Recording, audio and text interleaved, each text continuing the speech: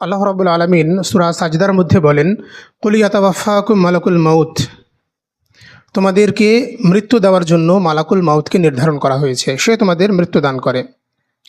তো কোনো বেঈমান যখন তার মৃত্যু ঘনিয়ে আসে তখন মালাকুল মাউত তার কাছে নিজস্ব রূপ, অত্যন্ত কঠোর রূপ নিয়ে মালাকুল মাউত তার কাছে আসে এবং মালাকুল মাউতকে সেই ভয়ঙ্কর রূপে দেখে ওই ব্যক্তির, পাপিষ্ঠ ব্যক্তির অন্তরাত্মা কেঁপে ওঠে এবং তার যখন জান কবজ করতে যাই তখন ওই রূহ, প্রাণ, আত্মাটি শরীরের বিভিন্ন জায়গাতে লুকাতে থাকে, বেরিয়ে আসতে চায় না।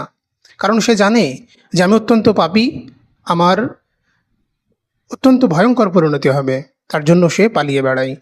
কিন্তু আজরাইল আলাইহিস সালাম তার কণ্ঠনালী দিয়ে হাত ঢুকিয়ে তার আত্মাটিকে যে প্রান্তেই লুকিয়ে থাকুক না কেন সেখান থেকে ধরে টেনে হিঁচড়ে সেটাকে বের করে আনে। হাদিসে বলা হয়েছে যে একটি গরম লোহার শিক ভেজা তুলার মধ্য দিয়ে ঢুকিয়ে বের করে আনলে যেভাবে তুলো লেগে যায় শিকের মধ্যে, ওইভাবে কঠোর এবং কঠিনভাবে তার আত্মাটিকে বের করা হবে। আত্মাটি বের করার পরেই জাহান্নাম থেকে নিয়ে আসা একটি চাটাই, গরম উত্তপ্ত চাটাইয়ের মধ্যে সেই আত্মাটিকে ভরে রাখা হবে, জড়িয়ে রাখা হবে এবং সেটি নিয়ে মালাকুল মাউত তার সঙ্গী সাথীদের নিয়ে আসমানে ঊর্ধ্বগমনে যেতে থাকবেন।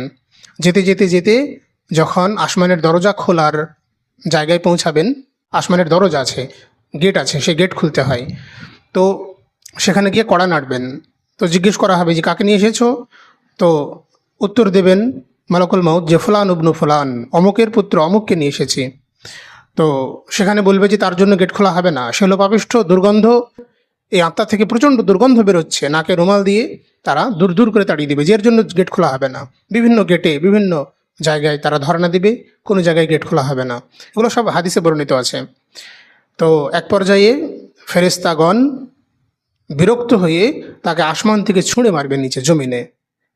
তো এইভাবেই একজন পাপিষ্ঠ আত্মাকে ফেরেশতাগণ তাকে তাকে সম্মান করবে না, অবহেলিত, অপমানিত অবস্থায় তার রূহ কবজ হবে এবং সে এন্ট্রি পাবে না আসমানে প্রবেশের জন্য।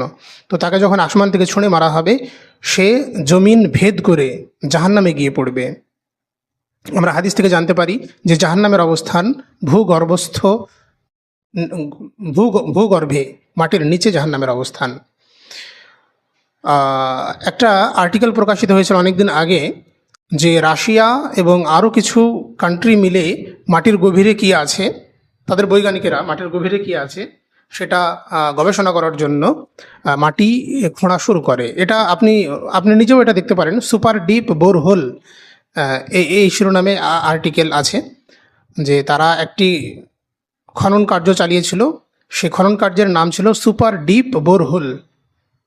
তো তারা নাকি 12 কিলোমিটার পর্যন্ত খনন করার কাজ করতে পেরেছিল। তারপরে এত কঠিন শক্ত শক্ত পদার্থ নিচে আছে যেটা ভেদ করা আরও সম্ভব হয়নি এবং এত বেশি উত্তাপ মাটির গভীরে যে যে যন্ত্রাংশ দিয়ে খনন কার্য পরিচালনা করা হচ্ছিল সে সমস্ত যন্ত্রাংশ গলে যাচ্ছিল উত্তাপের কারণে। কয়েক হাজার ডিগ্রি সেলসিয়াস তাপমাত্রা সেখানে, এবং সেখানে নাকি অত্যন্ত শক্তিশালী ক্যামেরা দিয়ে রেকর্ডিং সিস্টেমের মাধ্যমে অত্যন্ত ভয়ঙ্কর আওয়াজ নাকি শোনা গেছে, যেটি মনে হচ্ছে যেন জাহান্নামের আগুনের গর্জন এবং হাজার হাজার লক্ষ লক্ষ মানুষের চিৎকার। যদিও এটি হয়তো কাল্পনিক হতে পারে, কাল্পনিক কোনো ঘটনা বা এর সত্যতা থাকতেও পারে, মানুষ এটা জানতে পারবে কি না এটা এই ব্যাপারে ইসলাম স্পষ্ট করে কিছু বলেনি। তবে অন্যান্য হাদিসে আমরা পাই যে মানুষ এবং জিন ব্যতীত অন্যান্য সমস্ত মাখলুকাত জাহান্নামের কবরে বিশেষ করে যে শাস্তিটা হয় সেটা শুনতে পাই, মানুষ এবং জিন ব্যতীত। তো পৃথিবী অত্যন্ত রহস্যময়, এখানে কি হয় অদৃশ্য জগতে এগুলো মানুষের পক্ষে জানা সম্ভব নয়। হাদিসে যতটুকু বর্ণিত হয়েছে ততটুকু আমরা জানতে পারি। তো এইভাবে একজন বেঈমানের আত্মাকে আসমানে তাকে প্রবেশাধিকার দেওয়া হবে না, সেখান থেকে ছুঁড়ে মেরে তাকে জাহান্নামে নিক্ষেপ করা হবে। জাহান্নাম মানে এখন বর্তমানে তো জাহান্নামে সরাসরি কাউকে দেওয়া হবে না, এখন সে আলামে বারজাখ অর্থাৎ জান্নাত জাহান্নামে না গিয়ে মৃত্যুর পরে আলাদা একটা জীবন আছে, আখেরাত নয় সে জীবনটি, সেটা হলো আলামে বারজাখ।